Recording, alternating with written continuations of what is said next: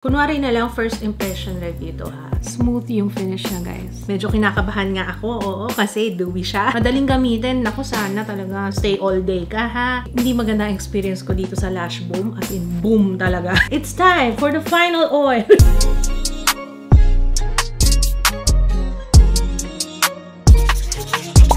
Hello everyone! Welcome back sa ating channel. Actually, na-film ko na to. Naiinis ako kasi na-format ko yung card. Nang hindi ko kinakopy yung clips, naiinis ako sa sarili ko talaga. Anyway, so ayan, let's try YOU Cloud Touch. Okay, I've tried this already. Na-film ko na yung first impression ko nito. Kaso nawala. Ganun talaga, shit happens. Ang kinuha ko mga shades N402 and N504. This is Shell Ivory. Pakita ko sa inyo guys. Gusto ko siya actually. Ayun o, tingnan nyo. Ang ganda ng salamin niya. Ang laki. Tapos very compact siya. Hindi siya ganun ka-bulky. Ayan yung itsura niya. Tapos wala ka nang pipindutin. Yun na siya. Parang magnet. Hindi ko alam kung talagang magnet ha. Pero feeling ko. Kasi nagsasnap naman siya eh. May compartment na ito. Ayan, for the sponge or the puff. Hindi siya messy. Kumbaga, pagka diniinan mo lang saka magsustain dun sa puff. So, this is Shell Ivory. And this is N504. Parang mas okay sa akin si N504. So, yun yung gagamitin natin. Before we apply, wala pa akong nilalagay sa aking face na kahit ano. Obviously, eyeshadow lang yung natapos ko. Kasi gusto ko nga i-refilm ito. So, let's use sunscreen. I will use itong Belo Sun Expert Dewy Essence Sunscreen. Okay naman siya sa akin so far. Mga isang linggong mahigit ko nang ginagamit. Okay naman, wala naman akong problema sa kanya. It's dewy. Compatible naman siya sa oily skin ko. Hindi ganun ka mabilis mag-oil up sa akin. Meron lang siyang konting amoy na maasim. I don't know kung sa skin ko lang. Ang asim mo kasi te. Pero let me know kung ganun din yung amoy sa inyo ha. Hindi ko alam kung sa akin lang. Okay, let's apply. Kunwari na lang first impression review to ha. Mabilis siyang i-blend. Walang hirap sa kanya, guys. As you can see. Tsaka gusto ko yung, yung puff niya. Kasi manipis. Tingnan nyo. Easy to work with. So, hindi ko na re-reviewin to, guys. Meron akong color corrector. Kaso, hindi ko na siya re-review. Hindi ko siya gagamitin kasi hindi ko siya nagustuhan. Pero gagamitin natin to pang spot conceal later, ha? Para mapakita ko sa inyo. Balik muna tayo dun sa cushion. Half side of my face lang muna. Actually, maganda yung finish niya kasi parang dewy-dewy lang siya. Pero talaga, ang bumenta sa akin is yung easy to blend. Easy to apply on skin. Ayan, meron tayong blemish dito pero nakikita pa rin siya. Mamaya i-spot conceal natin yan, ha? Pero as you can see, dewy finish talaga siya. And kahit na meron akong mga visible pores, hindi siya nagsasettle sa pores, diba? Nakikita nyo? Smooth yung finish niya, guys. So, let's apply on the rest of my face. Kapag nag-a-apply kayo ng cushion, mas maganda kapag dinidiin nyo yung sponge, yung applicator. Ayan, no? So, parang dinidikit mo, tinutulungan mo siyang mag-adhere sa skin mo. Nalagay na rin ako sa leeg. Ang price nito, guys, is 699 pesos. Oil control and flawless matte finish, airy matte cushion foundation. Kaya ito yung pinili ko, hindi yung isa, yung skin tint, kasi ito yung may oil control. Kasi alam nyo naman ako, I have oily skin. SPF 30 PA+++ and made for oily and acne prone skin. In total, 4 na shades yung available. Ang kinuha ko is N402 and N504. Darkest is creme beige and lightest is pink sand. Pero yung mga kinuha ko is neutral. So, ayan na siya on my face. Dewy, medyo kinakabahan nga ako, oo, kasi dewy siya. Alam niyo naman, having oily skin. YOU Cloud Touch Invisible Setting Powder. Ganito yung itsura niya. I like this one too. Gusto ko siya, guys. So, it's translucent. So, ilalagay ko lang muna siya dito sa isang side lang muna para makita nyo kung anong itsura pagka in-apply. Papansin nyo, unti-unting nag-mattify yung ating skin compared dito na wala pa. 'Di ba? Matte na siya, oh. Ito na yung itsura ng setting powder once applied. Ito yung dewiness kanina and ito na siya ngayon. So, it's matte na. Pero okay lang yan sa akin kasi later on, alam niyo naman, ang oily skin ko, parang highlighter na rin siya later on. Dito lang muna tayo sa isang side kasi meron akong itatry. Naka-reserve yung kabila is. Right side is YOU side. Mag-eyeliner tayo, guys. Up to 24-hour long wear. Flexible felt tip. Feeling ko kaya nabura yung clip ng YOU nung una kasi hindi ko na-try itong eyeliner tsaka yung setting spray. Ewan ko nga ba, bakit hindi ko siya na-try, hindi ko nakita. Stay all day pen eyeliner ang pangalan nito. Uy, I like the brush. Oh, it's very intense. Mag-eyeliner tayo pero straight liner lang. Like so. Ganyan lang. Simplihan lang natin. Weh! Parang, hindi pantay yung eyeliner ko. Or it's either yung mata ko or yung eyeliner ko yung hindi pantay. Pero ayoko ng habaan. Okay na yan. Kasi ito sobrang haba na nito. Madaling gamitin. Naku, sana talaga stay all day ka, ha? Hindi maganda ang experience ko dito sa Lash Boom. As in, boom talaga. Ita-try on pa rin natin ngayon kasi para mapakita ko sa inyo. Kunin natin yung color corrector na pinakita ko sa inyo kanina. Ayan. YOU Cloud Touch Correcting Concealer Palette. So, kunin ko lang yung pang, spot conceal lang yung gagawin ko, guys. Kunin natin tong shade na to. Then, let's spot conceal. Kasi matindi itong blemish ko dito sa baba. In fairness, pang spot conceal, okay naman siya. Yun nga lang, mabilis siyang matanggal. So, kailangan mo talaga tong dalhin to reapply if necessary. And here. Yung mga pimple na guys, no? Yun yung nangingitim sa akin eh. Yung mga pimple na nasa loob, yung wala siyang opening. Nakaka-stress, diba, no? Kainis talaga. Let's curl our lashes. And then, apply natin on one side lang. Okay sana siya eh, kasi nami-maintain niya yung curl ng lashes. Yan nga lang, mamaya makikita nyo, nagpapanda eyes na ako. Next one is itong dalawa na I highly recommend. Ginamit ko na siya mula nung na-try ko. Ang ganda niya, lalo na paggabi. This is the Icy Glow Lip Serum. So, ito si Berry Crush. And then, this one is Sakura Blossom. Maliit lang siya, guys. At saka mabango siya.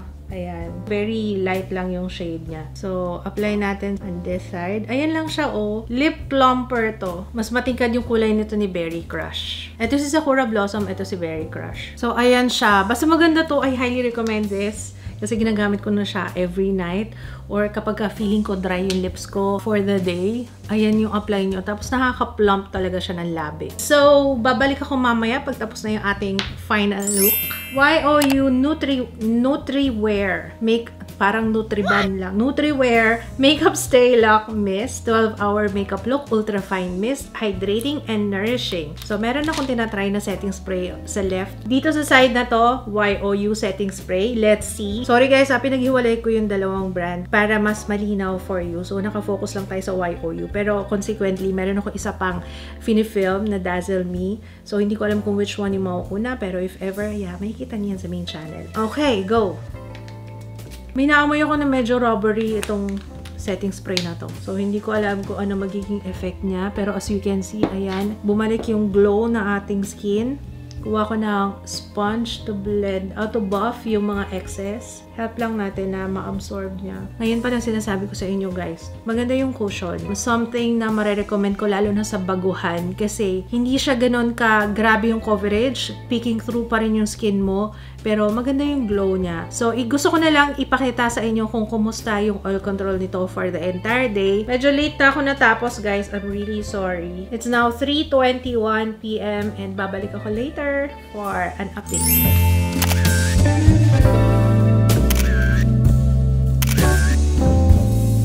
Guys, it's now 5:56. Mag-aalas 6 na. First update tayo.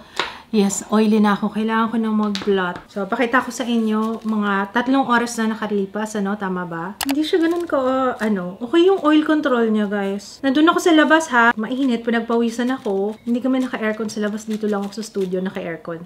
So, ito yung kalahating side, pero hindi na istorbo yung itsura ng cushion. Maganda pa rin. Actually, bet ko nga talaga siya eh. Blot na natin lahat ng oil on my face. Pero alam niya, pansin ko, mas maraming oil dito. Feeling ko hindi ganun kaganda. Or dahil hydrating siya, parang mas oily itong side na to kaysa dito sa kabilang side. Anyway, nasa kabilang video yung ginamit ko dito sa kabilang side kasi Dazzle Me yung ginamit ko dito sa left. Mukhang promising yung Dazzle Me. So, talagang mas oily nga yung kabilang side kesa dito. Oo nga. So, anyway, ayan. Good as new yung ating face. Binlot ko lang yung oil and we're good to go. Ang dami nagtatanong kasi sa akin, ano marirecommend nyo na powder? Hindi kasi ako pala powder. Once na nag-foundation ako, guys, okay na sa akin yun. Hindi ako gumagamit ng compact na powder for touching up or to reapply. Hindi. Basta, pag okay ang inyong base, blot na lang ng oil and we're good. Actually, para sa akin kasi hindi rin hygienic na,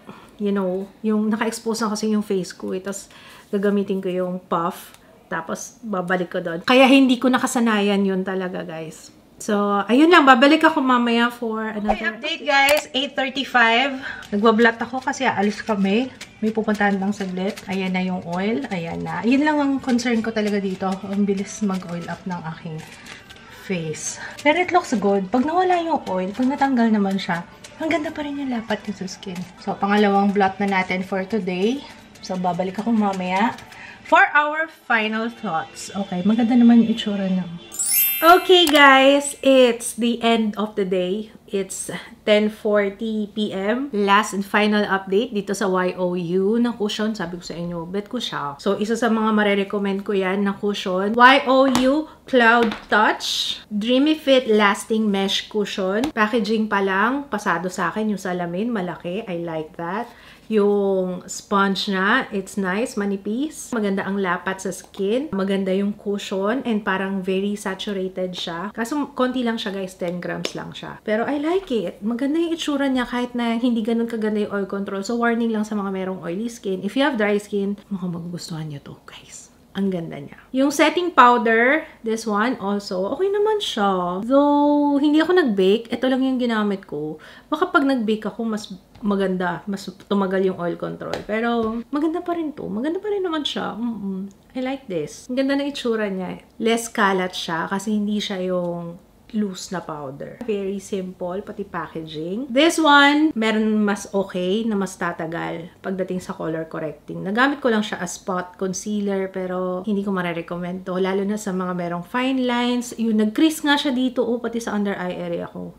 Nung ginamit ko siya. Pa sa color corrector. Yung mascara, nakikita niyo maitim na yun dito, ilalim. Oh, mascara yan. Sure na sure ako sa mascara yan, guys. Yung sa kabila, hindi masyado. Ito, maitim na, oh. Pasa ko dito sa mascara. Mura lang sana siya. Maganda pati yung brush. Maganda sana yung formula. Kaso, hindi siya waterproof. Okay? Wala naman yata siyang kinling. Kinling ba niya na waterproof siya? Itong Lash Boom Ultra Volume Mascara. Pero anyway, sa akin, ang bilis niyang kumalat. Eyeliner! Ang ganda ng eyeliner. Gagamitin ko to ulit. Hindi nag-move. Wala ring nag-bleed. Very nice. And black kung black talaga siya. Tapos, very saturated yung tip. Kaya madaling gamitin. Sobrang pointed nung tip. Nakita nyo kung gaano katulis yung tungkil natin dito.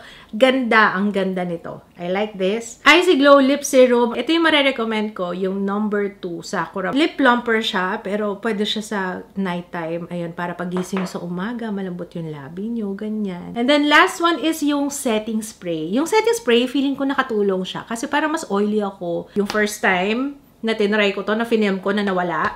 Itong side na to siya. So, okay sa akin to. Okay din naman siya, pero hindi ako nagpa-first impression review talaga ng setting spray kasi kailangan ko talaga siyang matry on different products. Kaya, right now, okay. Pero hindi ko pa masasuggest. Itetest ko pa siya. Pag nasama sa favorites ko, alam nyo na. So, ayun lang for the YOU Cloud Touch. This is nice. I'm gonna use this again. Lalo na pag mabilis lang, kasi ang bilis niyang i-blend. Ito yung cushion na wala kang kahirap-hirap sa pag-a-apply. As in, ni-strix nung sponge. Kahit yung applicator na talagang applicator pa lang, napawaw na ako eh. I like this. Textured yung skin ko, guys, ha. Pero dito, hindi masyadong nahalata yung texture. Kaya, very good ka dyan, YOU. Oo nga, gusto nyo mag-blot para makita nyo yung pinaka-final na oil. Final oil! It's time for the final oil. Parang final battle lang ah. Okay. May space pa tayo. Actually, hindi siya ganun ka-oily eh, no? May space pa tayo for the other side eh. Ayan, tingnan nyo. Pag once na ma-blot na, diba? Okay pa rin siya. Sana nakatulong itong review natin. Kung meron kayong questions regarding these products, feel free to comment down below. Kung meron kayong request na next na itry natin, yes, alam niyo na ang gagawin. You know the drill. Kung hindi ka pa nakaka-subscribe, make sure to subscribe. And I will see you again on my next one. Thank you so much, guys. Bye!